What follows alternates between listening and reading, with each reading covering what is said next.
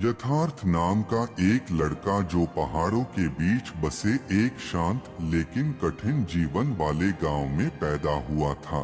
बचपन से ही वह हर चीज में औसत रहा, न खेल में तेज न पढ़ाई में विशेष।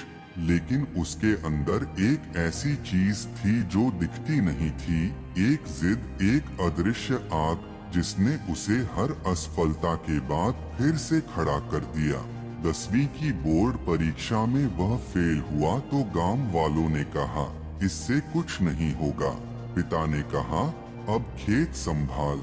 माँ ने चुपचाप उसकी किताबें समेट दी। लेकिन यथार्थ ने उसी रात अपनी फटी कॉपियों को फिर से खोला और अगले साल टॉपर बनकर गांव को चौंका दिया। फिर उसने इंजीनियरिंग की कोशिश की, बार बार एंट्रेंस एग्जाम में फेल हुआ। रिश्तेदारों ने ताना मारा कि एक बार नहीं हुआ तो छोड़ क्यों नहीं देता।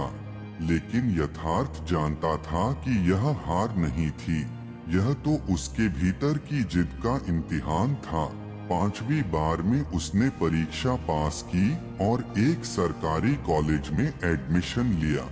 शहर आया तो न पैसे थे न दोस्त।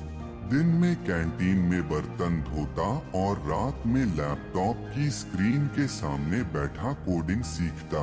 पहली नौकरी के इंटरव्यू में रिजेक्ट हुआ तो उसने खुद से कहा एक दिन ऐसा आएगा जब यही कंपनियां मुझे बुलाएंगी। 3 साल बाद वह एक इंटरनेशनल कंपनी का लीड डेवलपर बना। लेकिन कहानी यहीं नहीं रुकी। यथार्थ ने स्टार्टअप खोला जो शुरुआत में फ्लॉप हुआ। पार्टनर छोड़ गए, कर्ज चढ़ गया, लेकिन उसने कंपनी बंद नहीं की। रातों की नींद, दिनों का चैन सब दांव पर लगाकर वह उस हार को भी सीढ़ी बना गया। 5 साल बाद वह स्टार्टअप देश के युवाओं के लिए सबसे बड़ा टेक प्लेटफॉर्म बना। उसके गांव में अब उसका नाम लिया जाता है।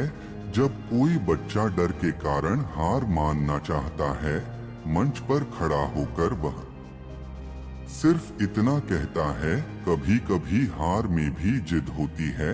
बस हार को खुद से अलग मत समझो, क्योंकि हार अगर तुम्हें रोक न पाए तो वही हार तुम्हारा पहला सबक बनती है। उसकी कहानी हर उस व्यक्ति को आवाज देती है जिसने कभी अंधेरे में रास्ता खोया हो लेकिन फिर भी चलना नहीं छोड़ा, और जो जानता है कि गिरने की आदत नहीं बनानी चाहिए, क्योंकि जिद हमेशा जीत से बड़ी होती है।